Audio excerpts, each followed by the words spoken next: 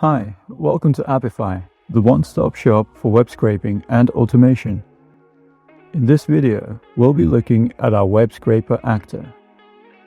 It's a generic, easy-to-use actor for crawling web pages and extracting data from them using pretty basic JavaScript.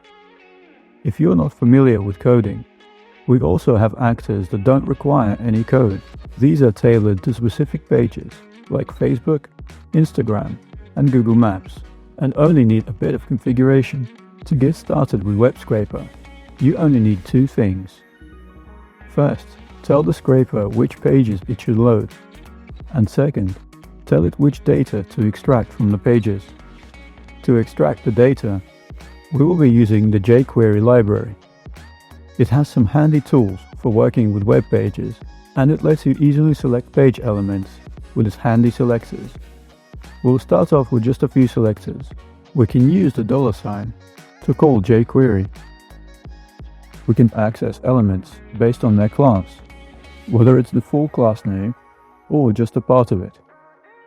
So first, let's prepare for scraping. There are a few steps we should take before setting up the scraper, which would make the process smooth.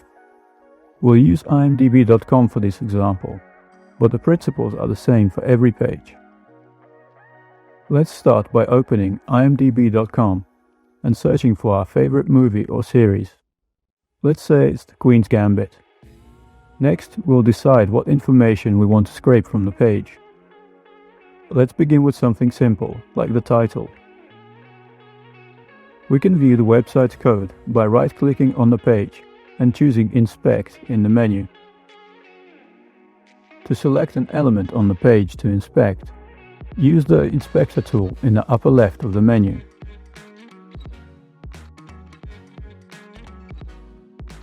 Or you can just right-click on the element and click Inspect.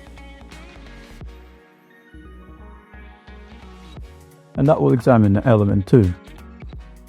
Select the page's title, and in the Developer Tools panel, you will see its location in the source code.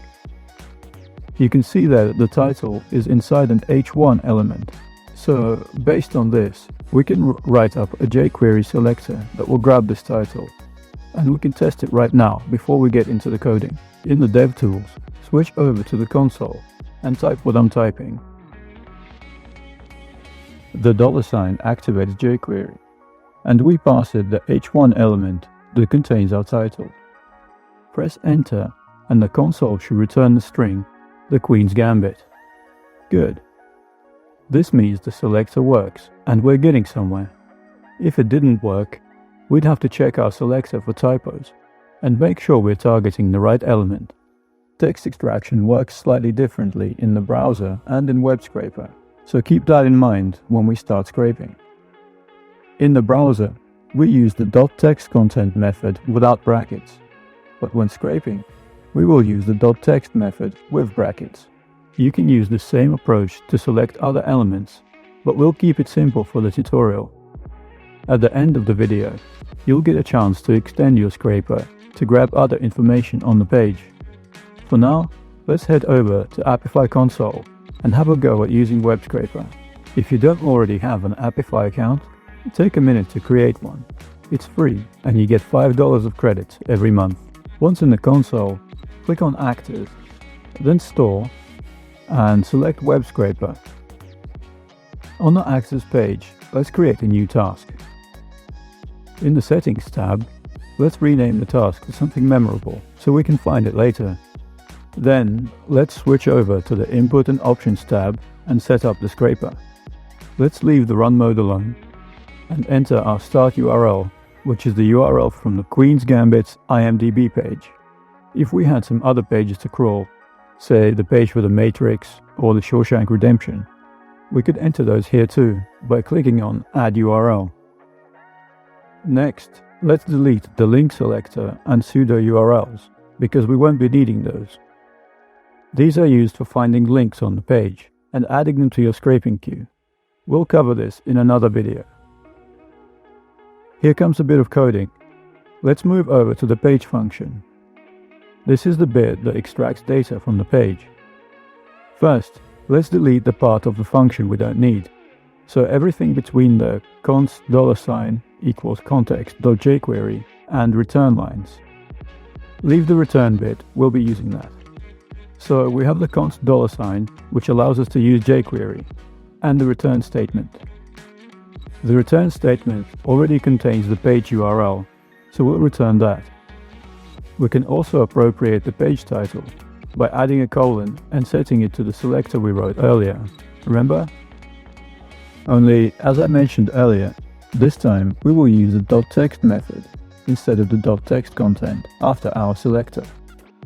In the selector, we have the $ that lets us use jQuery, the selector that will grab the title, and the text method which will extract the text from that element. In the end, it will look something like this. And now, with our input prepared, we're ready to start the actor. So just click Save and Run at the bottom here.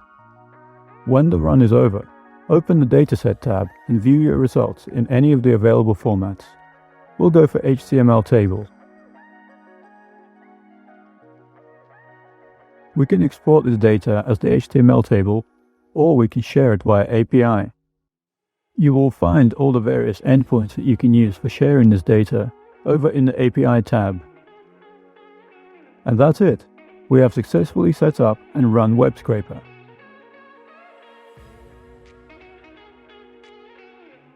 To get some more practice in using it, here are a couple of extra tasks.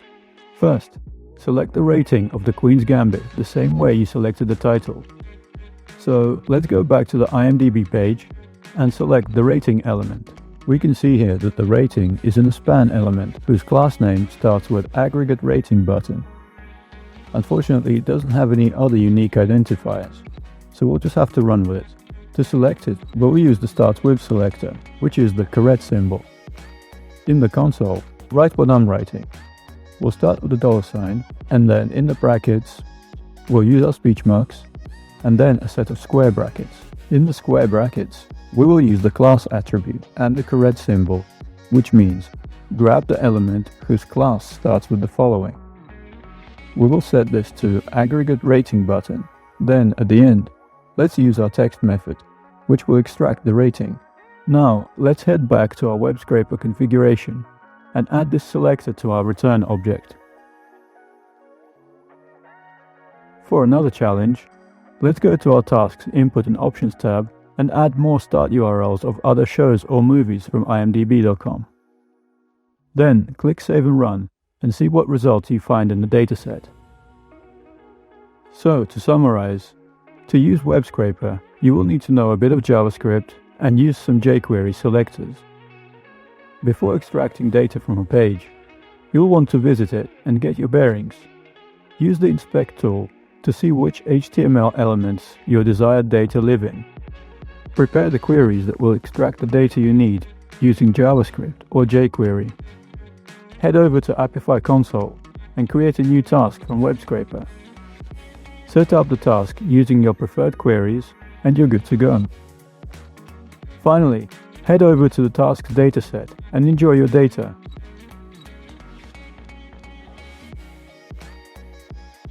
If this tutorial has sparked your interest and you'd like to learn more about using Web Scraper, or maybe one of our other scrapers, head over to our documentation where we have in-depth tutorials for each of them. If you would prefer a certified developer to create a custom tool for you, you can request it using our custom solutions form. Alternatively, you can choose from one of the hundreds of ready-made actors in Apify store. We hope you enjoy scraping the web and automating processes with Apify. If you have any questions or interesting ideas on how we can improve, don't hesitate to get in touch.